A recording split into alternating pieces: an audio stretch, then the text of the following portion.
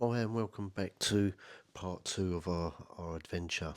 So our next campsite was Sango Sands, but before heading there we decided to make a stop at one of our favourite beaches. Now I can't pronounce it properly, I think it's Siembien Beach.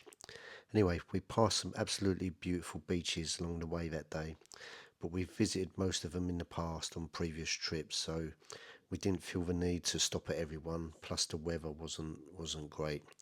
But there's something about this beach that made us want to visit it one more time. The scenery is stunning, the beach is absolutely beautiful, and it's definitely one of those places we never get bored of.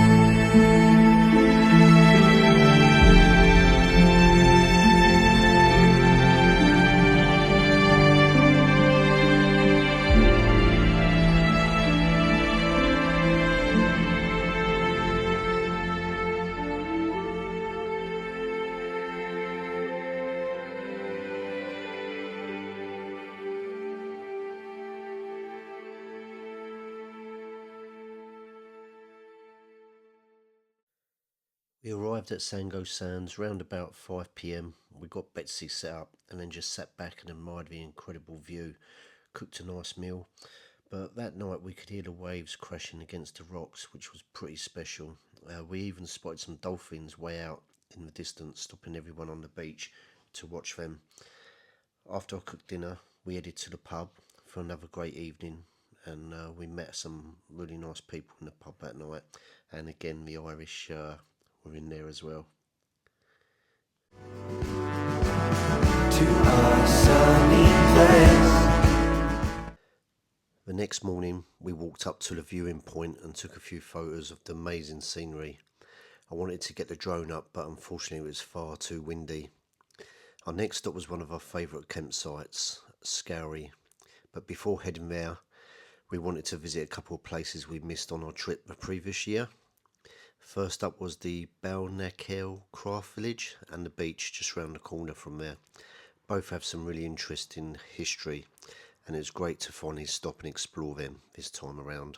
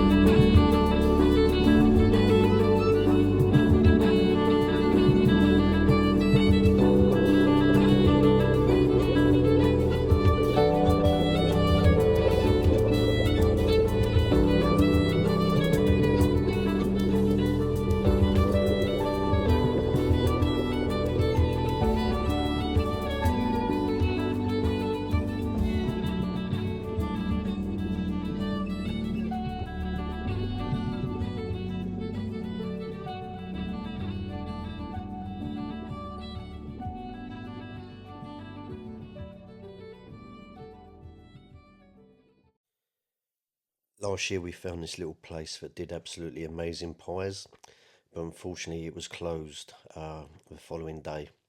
So this time we weren't taking any chances. Instead of heading straight to Scourie, we drove past it for about an hour, picked up some pies from Loch Ness larder, then turned round and drove all the way back. And I've got to say, it was definitely worth it. The pies are so good. So if you're ever up this way, Loch Ness is definitely the place to go for a proper Scottish pie. On the way to Scourie, we had a brilliant wildlife encounter. Four stags suddenly ran out in front of us. It was fantastic seeing them just roaming around in the wild. I managed to catch a photo as they ran up the side of the mountain. Once we arrived to Scourie, we got Betsy set up and then we headed out for a walk along the beach. On the way back, we visited Crofter's Kitchen and it was so good there. I tried lobster for the very first time and really enjoyed it. After that, we went to the pub for a few drinks and a chat. And this isn't your usual pub, it's actually inside the local Spar supermarket. The next day was a busy one as we headed towards Big Sands in Gairloch. Along the way, we stopped at the Kylesque Bridge, where I tried to get the drone up before continuing on to the waterfall and the amazing Ardwick Castle.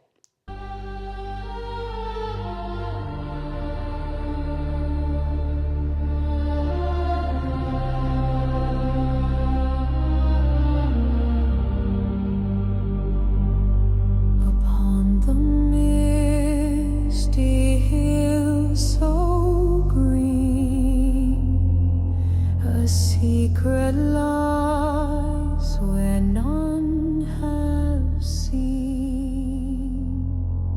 The winds do hum a tale of old, the whispers calling strong.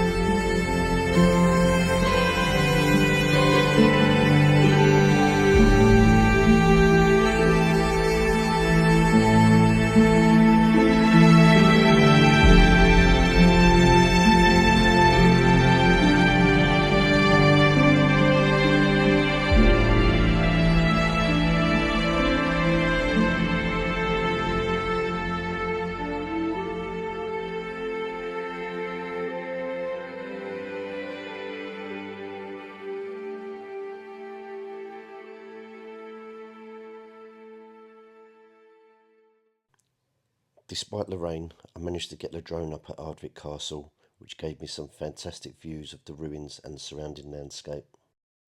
The weather made flying the drone a little more challenging, but the rain and low cloud gave the castle a really good atmospheric, almost cinematic feel. Seeing the old ruins surrounded by such a wild landscape was one of the highlights of the journey.